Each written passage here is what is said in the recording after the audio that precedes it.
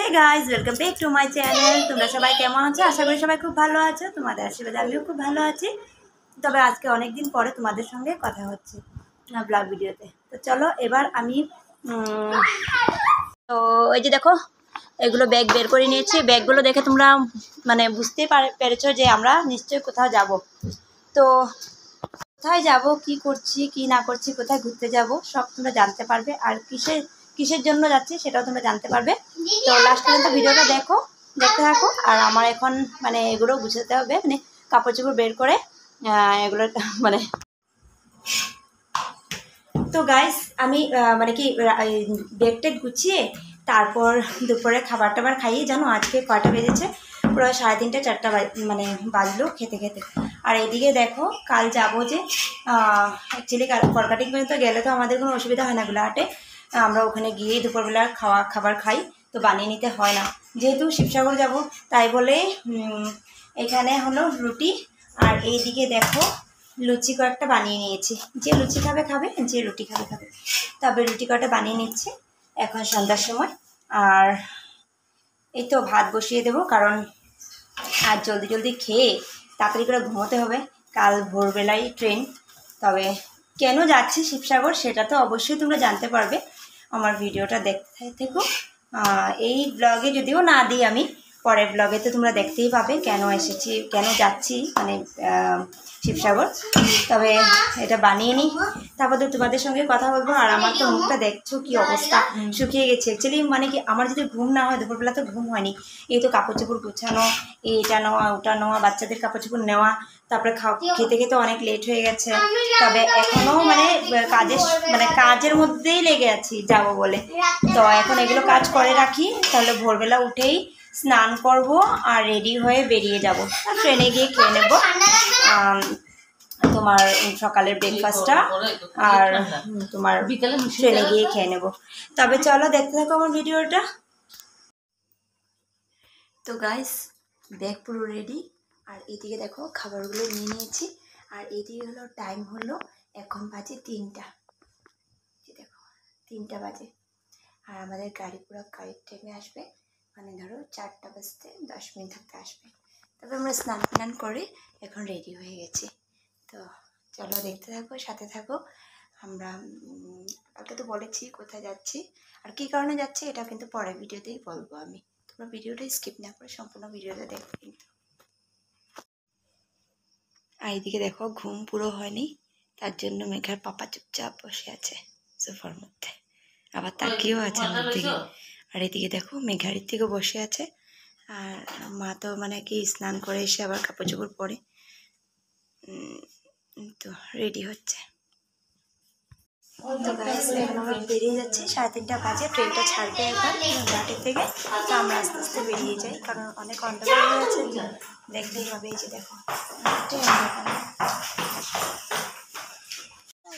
তো চলো এসে পৌঁছে গেলাম স্টেশন।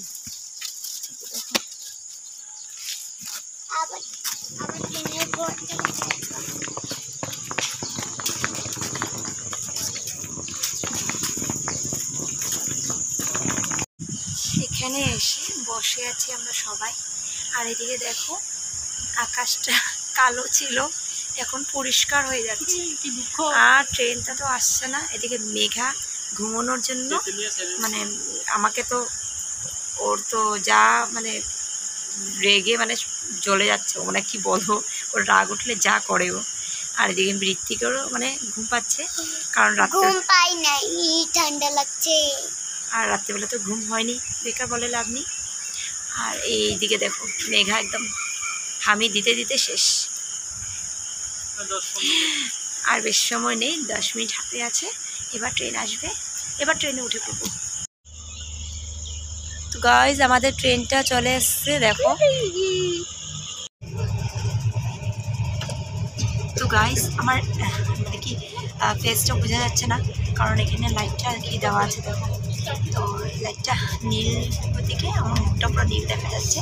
তো ফাইনালি আমরা ট্রেনে উঠে গেছি। তো চলো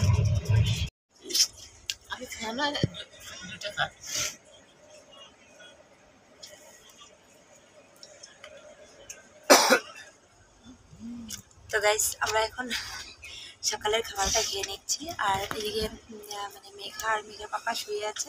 এদিকে ঋতিককে বলছি খেয়ে নিতে, ও এখন মানে ব্রেকফাস্ট করবে না, ও হলো চিপস খাবে।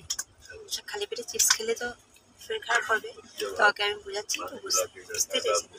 চলো খাওয়া দাওয়াটা সেরে নিই।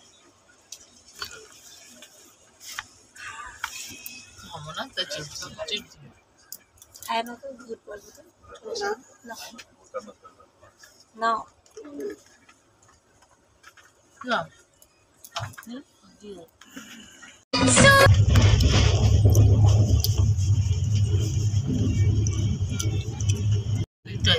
ঋত্বিক দেখো সকাল সকাল চিপস নিয়ে বসে গেছে জানো। মেঘা কি সুন্দর ঘুমিয়ে পড়েছে, ছেলে রাত্রেবেলা ওর ঘুম হয়নি তো তাই। আর ঋত্বিক দেখো ওকে ব্ল্যাঙ্কেট দেওয়া হয়েছে, তবুও ব্ল্যাঙ্কেট না নিয়ে ও কী করছে, ও বসে বসে চিপস খাচ্ছে। তোমার ঠান্ডা লাগছে না? লাগবে না তো এখন ঠান্ডা, এখন চিপস খাচ্ছ যে তার জন্য।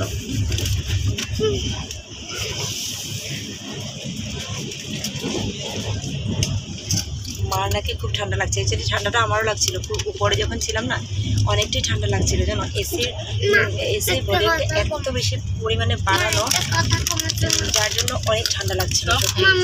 দাঁড়া এক মিনিট আমি কথা বলছি না, দাঁড়া তুমি বলবে, পরে বলবো। আর খুব ঠান্ডা লাগছিল জানো উপরে। আর তবে নিচে বসেছি তো নিচে দেখো এই জিনিসটা থাকার জন্য একটু ঠান্ডাটা কম লাগছে, কিন্তু উপরে বেশি ঠান্ডা। মানে ব্ল্যাঙ্কেট নিয়েও এই তোমার চাদর নিয়েও তোমার ঠান্ডা থাকতে পারছিলাম না। তো নিচে এসে বসলাম, আর এই জায়গাটা দিয়ে একটু আলু টালু একটু গরম গরম ভাব আছে, তার জন্য একটু ভালো লাগছে এখানে বসে। তো বলো কি বলবে? আমরা যখন ট্রেনে উঠেছিলাম তখন বহুত ঠান্ডা লেগেছিল আমার। ওর খুব ঠান্ডা লাগছিল, সেটাই বলছে। তো গাইস কিছুক্ষণের মধ্যে পেয়ে যাব। আর এদিকে দেখো মেঘা ঘুমিয়ে পড়ছে, এখন তো পেয়ে যাব। আর তো মানে একটু আগে ঘুমোয়নি, তো এখন যে ঘরের সামনে মানে বাড়ির সামনে এসে পৌঁছে গেছে, তো ওদের এখন ঘুম পেয়েছে। মেঘা তো আগে ঘুমিয়ে নিয়েছে, কিন্তু ঋত্বিক ঘুমোয়নি, ও আবার চোখ খুলে দেখছে, ও আবার চুপচাপ। দেখো এইদিকে দেখো ঋত্বিকের অবস্থা, ঋত্বিক পুরো ঘুমে, কিন্তু সারা সকাল থেকে ঘুমায়, মানে ট্রেনে ওঠার থেকে ঘুমোয়নি। আর এখন দেখো এদের অবস্থা, তো বাড়ির সামনে এসে ঘুম পেয়েছে ওদের। এসে পৌঁছে গেলাম শিমলগুড়ি স্টেশনে, তো ভাই এখন আসবেই। এটা ঢুকানে, এটা ঢুকানে।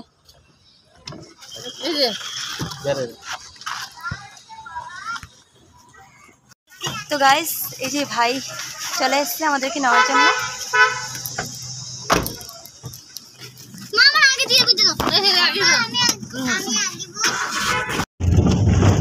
মেঘা অ্যাকচুয়ালি এসির গন্ধটা একদমই সহ্য করতে পারে না, আর ভাই এসি লাগিয়ে দিয়েছে। তবে এসির গন্ধটা সহ্য করতে পারে না, ওর একদম জানোই তো এসির গন্ধ নিলে কি হয়, তো একদম নাক ঢেকে। আর সামনের দিকে দেখো ঋত্বিকের পাপা। আমি এসির গন্ধ তো পারি না, আমি গাড়িতে বইলেও বম করে দিই। না বমির কথা বলতে নেই, ঠাকুরের নাম। তো ফাইনালি গাইজ এসে পৌঁছে গেছি শিবসাগর কলাখানিতে, আমার মাসির বাড়িতে।